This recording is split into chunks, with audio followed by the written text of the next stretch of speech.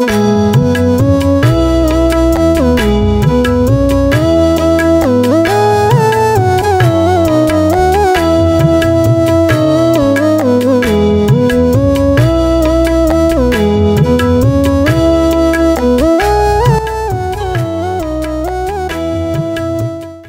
brothers and sisters in the Lord, ప్రభునందు ప్రియమైన సహోదరి సహోదరులారా, today's verse for our meditation is taken from the book of Psalms 34 verse 2. ఈ రోజు మన ధ్యానం కొరకు 34వ కీర్తన 2వ వచనం నుండి తీసుకొనబడింది. My soul shall make her boast in the Lord, the humble shall hear thereof and be glad. యెహోవాను బట్టి నేను అతిశయించుచున్నాను, దీనులు దానిని విని సంతోషించెదరు. A champion warrior, David had survived, won many battles. చూడండి, ఒక విజేతగా ఉండినటువంటి దావీదు ఎన్నో యుద్ధాలు చేసి జయించినవాడు. For example, ఉదాహరణకి in 1 Samuel 18:5 it is written, మొదటి సమూయేలు గ్రంథం 18వ అధ్యాయం 5వ వచనంలో రాయబడింది, David went out and was successful wherever Saul sent him into battle. దావీదు సౌలు తనను పంపిన చోట్లకెళ్ళకు పోయి అక్కడ ఆయన సుబుద్ధిగా ప్రవర్తించి విజయం సాధించాడు. In verses 6 and 7 6-7 వచనాల్లో చూస్తాం, we learn that when David was returning home from defeating the Philistines, దావీదు ఫిలిస్తీయులని ఓడించి మరలా తన ప్రాంతానికి తిరిగి వస్తూ ఉండగా the women came out of all the cities singing and dancing. స్త్రీలు ఇశ్రాయేలు ఊళ్ళన్నిటిలో నుండి వచ్చి మరి సంభ్రమ వాద్యములతో పాటలు పాడుతూ నాట్యం ఆడుతూ ఉన్నారు. They joyfully sang, Saul has struck down his thousands and David his 10,000s. వాళ్ళు ఎంతో సంతోషంగా గాన ప్రతిగానాలు చేస్తూ సౌలు 1000 కొలది, దావీదు 10,000 కొలది శత్రువులను హతం చేశారని పాడినారు. However, David remained humble. ఏదేమైనా దావీదైతే దీనుడుగానే ఉంటున్నాడు. He did not boast about his past victories, తాను సాధించినటువంటి ఆ విజయాలు ఘనతల గురించి ఏమీ ఆశించలేదు. nor did he boast about his recent escape from the Philistines at Gath. అంతేకాకుండా మరి ఫిలిస్తీన్లు ఆ గాతులో నుండి తప్పించుకున్నప్పుడు కూడా దాన్ని బట్టి కూడా అతిశయించలేదు ఆయన. Instead, he boasted in the Lord దానికి బదులుగా యెహోవాను బట్టి అతిశయించాడు. and encouraged the humble to hear his praise of the Lord and rejoice. మరి తాను దేవుని స్తుతిస్తున్నాడు కదా, దీనులైన వారు మీరు కూడా కలిసి నాతో దేవుని స్తుతించాలి అని కోరాడు. Perhaps David was addressing his men as the humble. బహుశా దావీదు తన దగ్గర ఉన్న మనుషుల్ని దీనులు అని చెప్తుంటాడు. This is likely meant as a teaching or an admonition for his men to take on that characteristic. ఇది తన దగ్గర ఉన్న మనుషులు ఈ లక్షణాలు కలిగి ఉండాల్సిందిగా దావీదు వారికి నేర్పిస్తున్నాడు, వారికి బోధిస్తున్నట్టుంది. The apostle Paul wrote in 1 Corinthians 1st chapter. అపోస్తలుడైన పౌలు కొరింథీయులకు రాసిన మొదటి పత్రిక 1వ అధ్యాయంలో ఆయన రాస్తాడు. If we read verses 26 to 31, 27 నుండి 31 వచనాల్లో మనం చదివితే, God had chosen the low and despised, so no human being might boast. ఏ శరీరియు దేవుని ఎదుట అతిశయించకుండా ఉండునట్లుగా దేవుడు వెర్రివారిని ఏర్పరచుకున్నాడు. In verse 31, 31లో Paul writes, పౌలు రాస్తున్నాడు, let the one who boasts boast in the Lord. అతిశయించువాడు ప్రభువునందే అతిశయించవలెను. In Psalm 34 1 to 7, 34వ కీర్తన 1 నుండి 7 వచనాల్లో David expresses his determination to extol God constantly. దావీదు తన దేవుణ్ణి ఎడతెగక ఆయనను ఘనపరుస్తూ ఉండాలని దానికి తీర్మానించుకున్నాడు. He invites the humble to hear his praise and join him in magnifying the Lord. దీనులైన వారు కూడా దేవుని ఘనపరిచే విషయంలో తనతో కలిసి సంతోషించాలని ఆహ్వానించాడు. David prayed for deliverance and God answered David's prayer. దావీదు విడుదల కొరకు ప్రార్థన చేసినాడు, దేవుడు దావీదు మొర ఆలకించినాడు. This is probably about David's escape from the Philistine king Ahimelech. ఇది బహుశా దావీదు ఫిలిస్తీ రాజు అయినటువంటి అహీమెలెకు దగ్గర నుండి తప్పించుకున్న సందర్భం అయింటుంది. We read this in 1 Samuel 21 10 to 15. ఈ మొదటి సమూయేలు గ్రంథం 21వ అధ్యాయం 10 నుండి 15 వచనాల్లో చదవచ్చు. Thanks to this and other experiences, ఈ అనుభవాలు ఇంకా మిగతా వాటన్నిటి బట్టి దేవునికే వందనాలు చెల్లిస్తున్నాం. David is confident the Lord protects and delivers all who fear him. దేవుని యందలి భయభక్తులు గలవారు అందరిని కూడా విడిపిస్తాడు, కాపాడుతాడు అనేటువంటి నిశ్చయత, ధైర్యం కలిగి ఉన్నాడు దావీదు. David praises the Lord for delivering him from the Philistines. దావీదు దేవుడు ఫిలిస్తీయుల నుండి వారి చేతులను విడిపించినందుకు దేవుని స్తుతిస్తున్నాడు. And he invites others to join him in singing joyfully to the Lord. ఇతరులు కూడా సంతోషముగా దేవుణ్ణి స్తుతించాలి, దేవునికి పాటలు పాడాల్సిందిగా ఆహ్వానిస్తున్నాడు. He extols the virtue of fearing the Lord and remembering his goodness. దేవుని యందలి భయభక్తులు కలిగి ఆయన మంచితనాన్ని జ్ఞాపకం చేసుకున్న దాని కొరకు ఆహ్వానిస్తున్నాడు అందరినీ. He encourages the Lord's people to respect God and offers wise advices how to lead a long and blessed life. దేవుని ప్రజలైనటువంటి వారిని ఆయన హెచ్చరిక చేస్తున్నారు. దీర్ఘాయువు కలిగి ఉండాలంటే ఏ రీతిగా దేవుని పైన ఆధారపడాలో చెప్తున్నాడు. At the end of this psalm, David emphasizes this distinction the Lord draws between the wicked and the righteous. ఈ చివరి ముగింపులో, ఈ కీర్తన ముగింపులో దేవుడు చెడ్డవారు నీతిమంతులు వారి మధ్యలో ఉన్న ఆ వ్యత్యాసం గురించి చెప్తున్నాడు ఆయన. He cares for the righteous and he will not condemn them. నీతిమంతులైన వారి గురించి అన్ని జాగ్రత్తలు తీసుకుంటారు, వారిని ఏమాత్రం శిక్షించడు. And he condemns the wicked people. దుష్టులైనటువంటి వారు, భక్తిహీనులైనటువంటి వారిని ఆయన శిక్షిస్తాడు. So let us see this popular Psalm 34 in a bit detail. కాబట్టి 34వ ఈ కీర్తనకు ప్రఖ్యాతి అనే ఈ కీర్తన కొంచెం వివరంగా చూద్దాం. David was fleeing from King Saul. దావీదు సౌలు రాజు ఎదుట నుండి పారిపోతున్నాడు. And his circumstances seemed to be so desperate that he left his own land and went to the coastal area of Philistines. పరిస్థితులన్నీ కూడా ఆయన ఎంత బాధపరిచేవిగా ఉండినాయంటే ఎంతో నిరాశలో తన ప్రాంతాన్ని విడిచిపెట్టి ఫిలిస్తీన్ల తీర ప్రాంతాలకి పారిపోయాడు. Why? ఎందుకని? To seek asylum with Achish the king of Gath. గాతు రాజైన ఆకీష్ దగ్గర ఆశ్రయం పొందాలని వెళ్ళాడు. David must have felt extremely desperate. దావీదు ఎంతో ఆయన కృంగిపోయిన స్థితికి వచ్చుంటాడు. Because Gath had been the home of Goliath. ఎందుకని? ఇప్పుడు గాతు దావీదుకి ఆశ్రయ ప్రాంతమైంది. He has killed that Philistine champion just few years ago. కొన్ని సంవత్సరాల క్రితమే ఆ ఫిలిస్తీయుడు అయినటువంటి విజేతని ఓడించాడు, చంపేసినాడు.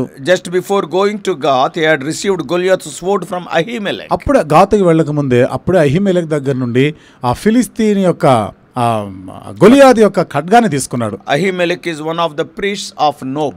అహిమెలకు నోబులో ఒక యాజకుడు. So we can suppose that the very sight of the sword must have been an offense to the Philistines. చూడండి, ఈ యొక్క ఖడ్గం చూడగానే, ఆ యొక్క గొలియాదు ఖడ్గం దావీదు చేతిలో చూడగానే బహుశా వాళ్ళు భయపడి ఉంటారు కదా. వాళ్ళు Philistines must become very ఫిలిస్తీన్లు angry. బాగా కోపం వచ్చుంటది కదా వాళ్ళకి. Moreover, David seems to have been in danger because the story says that he was much afraid of Achish.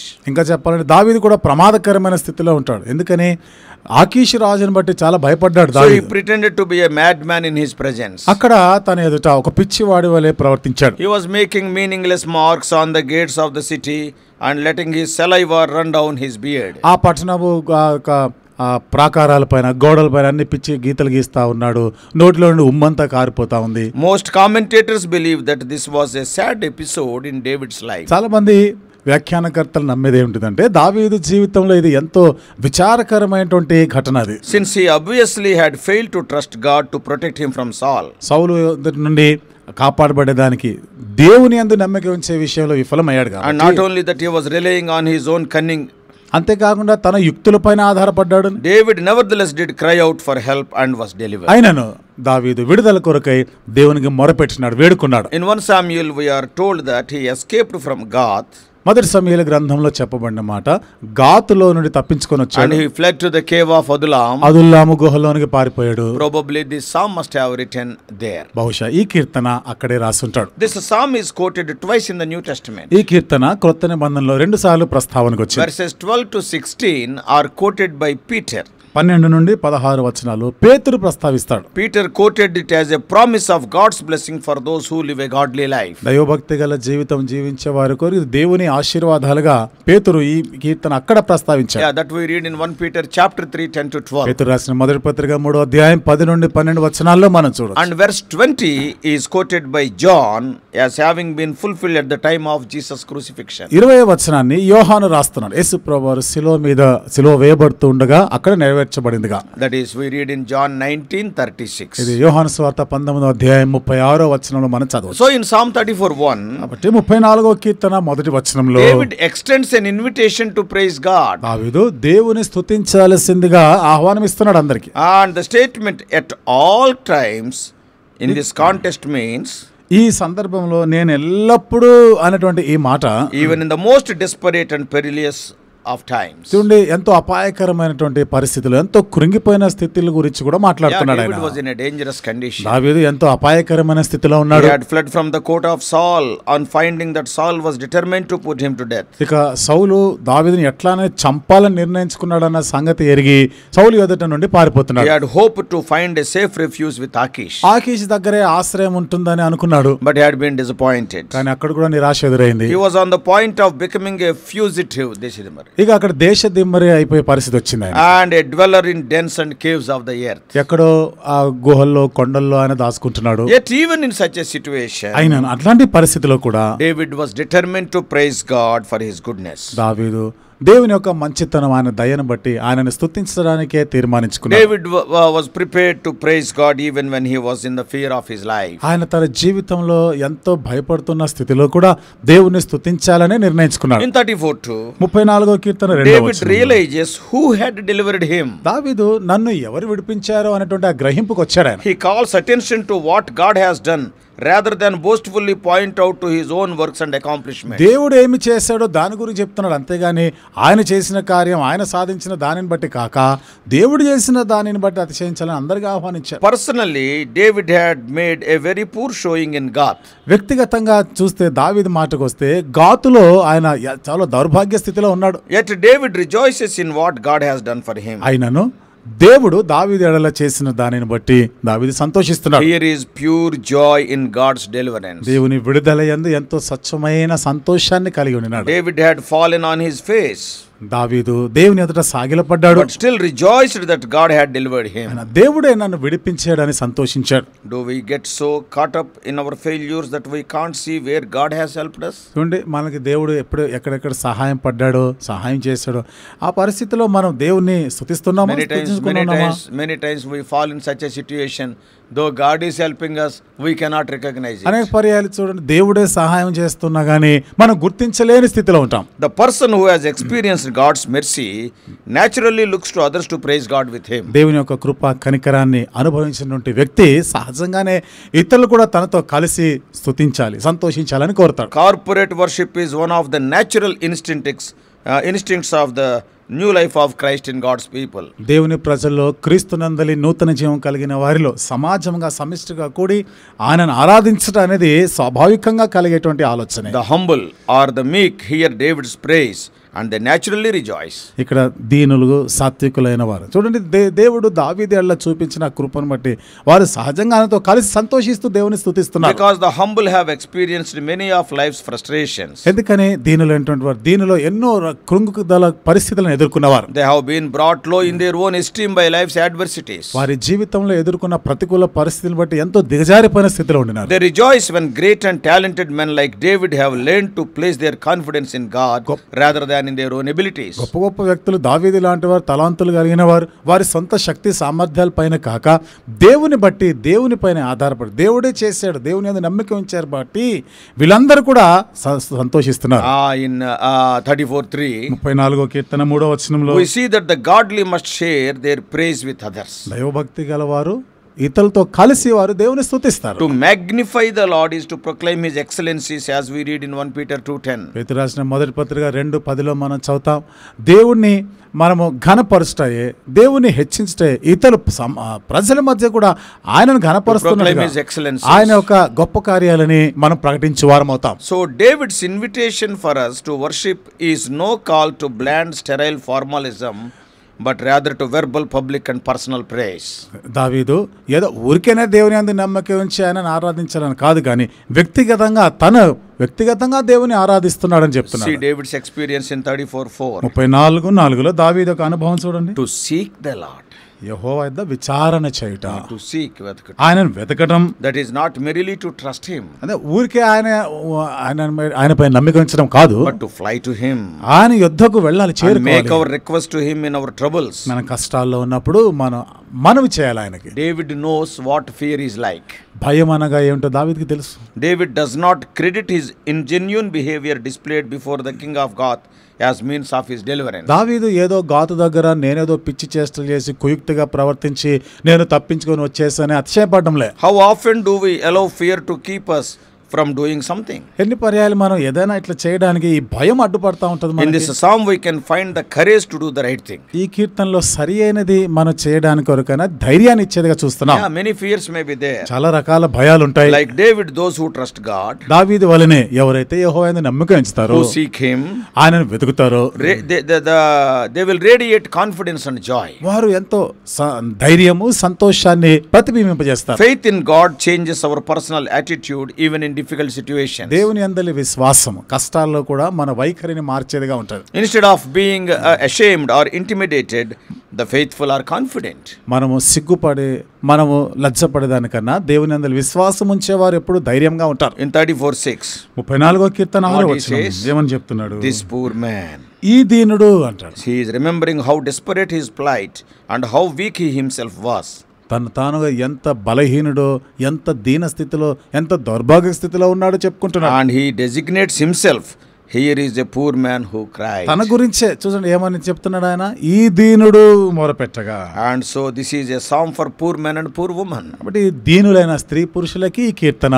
It is a psalm for all who are alone, చూడండి ఒంటరిగా దిక్కులేని వారైన వారందరికీ సంబంధించిన who are like Keerthana. destitutes. చూడండి ఎంత దిక్కులేని వారుగా ఉన్న వారికి కూడా ఈ కీర్తన. Brothers and sisters, సోదరి సోదరులారా, this psalm is for you, for me. ఈ కీర్తన నీకు నాకు కూడా. If you have nothing at all or not even sure that you will live long, ఒకవేళ నీ దగ్గర ఏమీ లేకపోయి ఇంకా ఎంతో కాలం బ్రతుకుతాననే నిరీక్షణ కూడా లేకపోవచ్చు. it is for people who find themselves at the absolute low point in life. చూడండి జీవితంలో ఎంతో దీన స్థితికి దిగజారిపోయిన స్థితిలో ఉన్నాం అనుకునే వారికి కూడా ఈ కీర్తన. Yeah, see, when he was running away from Saul, చూడండి సౌలు యొద్ద నుండి దావీదు he has పారిపోతున్నప్పుడు to hide in a rock. ఎక్కడో ఆ కొండల్లో ఆయన దాక్కోవాల్సి వచ్చింది. And away from King Achish, ఆకీషు రాజు దగ్గర నుండి పారిపోవాల్సి that was వచ్చింది. also a very hard place. అది కూడా చాలా కఠినమైన Yeah, ప్రాంతమైంది. it is for you when everything seems to be against you. నీకు విషయంలో కూడా అన్ని కూడా నీకు వ్యతిరేకంగా ఉన్నప్పుడు పరిస్థితి నీకు కూడా అట్లాంటి తటస్థిస్తుంది. What comforting words are these? ఈ మాటలు ఎంత ఆదరించే మాటలు. So dear brothers and sisters, కాబట్టి ప్రియమైన సోదరి సోదరులారా, this morning what about you?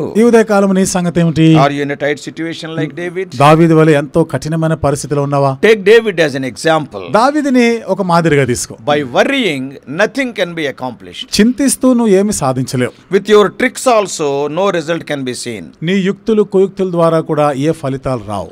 Start worshipping God even in the contrary situation. ప్రతికూల పరిస్థితుల్లో కూడా దేవుని ఆరాధించడం ఆరంభించు. Then you can see the hand of God. అప్పుడు దేవుని హస్తాన్ని చూస్తాం. God will deliver his people. దేవుడు తన ప్రజలను విడిపిస్తాడు. Why can't you try this method today? ఈ పద్ధతి ఈ రోజు నువ్వెందుకు ప్రయత్నించకూడదు? Are you in a tight situation? ఏదైనా కష్ట పరిస్థితిలో ఇబ్బంది పరిస్థితిలో ఉన్నావా? Stop worrying చింతించడం ఆపివేయాలి. and start worshipping దేవుని ఆరాధించడం మొదలుపెట్టు. and see the result. ఫలితాలు చూడు. Already David is a wonderful example. ఇప్పటికే దావీదే ఒక అద్భుతమైన మాదిరిగా ఉన్నాడుగా. Not once, if you go through the Psalms many times you can see the same. ఒక్కసారి కాదు, కీర్తనలు అనేక సందర్భాల్లో మనం ఇట్లా ఒక ఉదాహరణగా చూడొచ్చు దావీదుని. Worry cannot improve the situation, but worship will lead you to victory. చింతిస్తూ ఉంటే పరిస్థితి ఏం మెరుగుపడదు, కానీ నువ్వు దేవుణ్ణి ఆరాధిస్తూ ఉన్న ఎడల నీకు ఒక ధైర్యం వస్తుంది. May God make us worshipful people. మనం ఆరాధించేవారుగా దేవుడు మనల్ని చేయను గాక.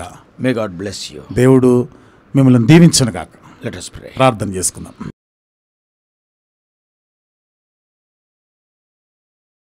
Loving Heavenly Father, ప్రేమగల మా పరలోకపు తండ్రి, the experiences of David are the experiences of many of our dear ones who are hearing this message. దావీదు యొక్క అనుభవాలే ఈ వర్తమానం వింటున్న అనేకుల అనుభవం కూడా అయి ఉంటుంది. Maybe somebody who is hearing this message may be in a very tight situation. ప్రభువా, ఈ వర్తమానం వింటున్న మా ప్రియులు బహుశా ఎంతో ఇబ్బందికరమైన పరిస్థితిలో ఉండుంటారు. There is no hope.